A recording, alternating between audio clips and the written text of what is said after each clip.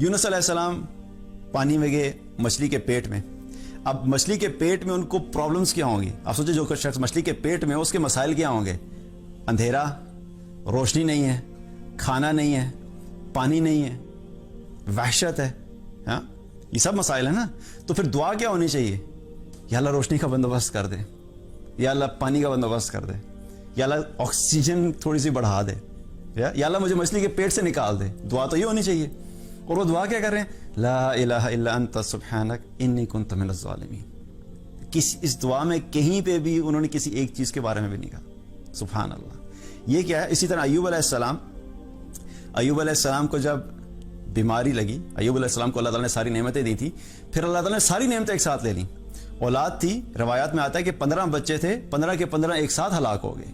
مال تھا بے حساب، اللہ نے سارا مال سے واپس لے لیا. صحت تھی، اللہ تعالیٰ نے بیمار کر دیا. اور ایسی بیماری کے وہ جزام کے مرض میں تھے کہ ان کو سب نے چھوڑ دیا، شہر سے باہر لے کے چلے گئے. اور وہ نہ خود ہل سکتے تھے، نہ وہ بات کر سکتے تھے، نہ وہ کھا سکتے تھے، نہ کچھ بھی نہیں کر سکتے تھے. اور اس حالت میں اب اتنی شدید کیفیت، تو وہ اللہ سبحانہ تعالیٰ کے سامنے کیا کہتے ہیں؟ انی مسنی الضر وانت ارحم الراحمین. سبحان اللہ. کہ اتنے بڑے مسائل، اور کیا کہہ رہے ہیں کہ اس کا ایک ترجمہ کیا آتا ہے کہ یا اللہ مجھے بیماری لگ گئی ہے. ایک ترجمہ یہ کیونکہ بیماری ان کے اوپر آ گئی، ان کو لگ گئی تھی. لیکن اس کا جو ایک ترجمہ وہ کیا ہے کہ یا اللہ مجھے تکلیف پہنچی ہے. سبحان اللہ. یا اللہ مجھے تکلیف پہنچی. ابھی اتنی بڑی مصیبت، اتنی بڑی مشکلات، اور کیا کہہ رہے ہیں؟ یا اللہ مجھے تکلیف پہنچی ہے، اور بے شک تو سب رحم کرنے والوں میں سب سے زیادہ رحم کرنے والا ہے. یہ ایمان کا وہ لیول ہے کہ جب بلکہ اسی طریقے سے اگر ابراہیم علیہ السلام کو دیکھا جائے، ابراہیم علیہ السلام کو جب آگ میں ڈالا جا رہا تھا، آگ میں پھینکا جا رہا تھا، اب وہ ہوا میں جا رہے ہیں آگ میں، اتنے میں جبریل علیہ السلام آ گئے.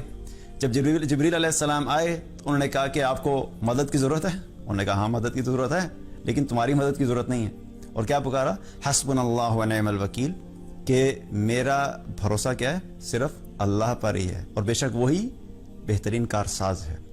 تو یہ ایمان کا وہ لیول ہے کہ ان تینوں سچویشن میں آپ دیکھیں کہ کسی نے بھی اسپیسیفک مصیبت کو نہیں کہا کہ یونس علیہ السلام یہ نہیں کہہ رہے کہ مچھلی کے پیٹ سے نکال دے. ایوب علیہ السلام یہ نہیں کہہ رہے کہ مجھے مال واپس دے دیں، مجھے ویسے ہی صحت یاب کر دیں، مجھے سب کچھ ویسے ہی کر دیں.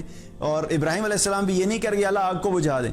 اسی طریقے سے رسول اللہ صلی اللہ علیہ وسلم جب ہجرت کر رہے تھے، تو ہجرت کرتے ہوئے جب وہ مدینہ کے قریب پہنچ رہے تھے کہ اتنے میں کیا ہوا کہ سراقہ بن مالک پیچھے کرتے کرتے ان کے قریب پہنچ گیا. ابو بکر رضی اللہ عنہ رونا شروع ہو گئے، ان کی آنکھوں سے آنسو جاری ہو گئے.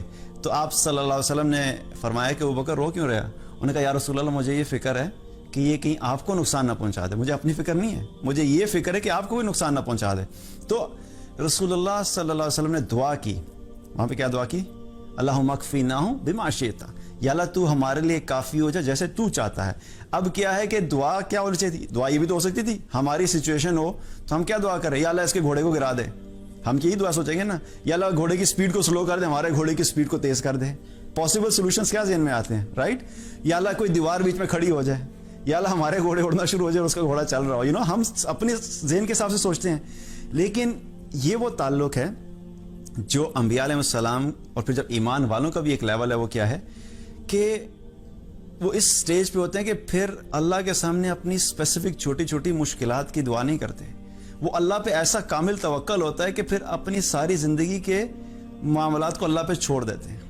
یہ ہوتا ہے نا کہ کسی کے ساتھ آپ کی محبت عقیدت کا اتنا گہرا تعلق ہوتا ہے کہ آپ اس کے سامنے اپنی حاجت کو بیان کرتے ہوئے بھی شرم آتی ہے. آپ کو ہوتا ہے نا ایسا کہ میں اگر اپنی زبان سے کہوں گا کہ انڈائریکٹلی بھی اگر میں کہوں گا کہ اچھا ہمارے گھر میں تھوڑے سا کھانے کا مسئلہ ہے، آپ نے مانگا نہیں لیکن آپ کہتے ہیں کسی کے سامنے جا کے آپ کہتے ہیں کہ میں یہ کہوں گا کہ کھانے کا تھوڑا مسئلہ ہے، تو انڈائریکٹلی بھی جو ہے پتہ لگ جائے گا. تو اچھا نہیں لگتا کہ وہ مجھے پیسے دے دے کہ وہ یہ نہ سمجھے کہ میں نے اس سے پیسے مانگے ہیں، رائٹ؟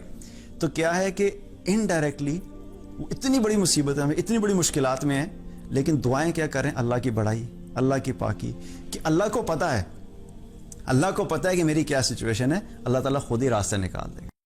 دین کی بات پھیلانا صدقہ جاریہ ہے. ثواب کی نیت سے ویڈیو کو شیئر ضرور کیجیے. جزاک اللہ.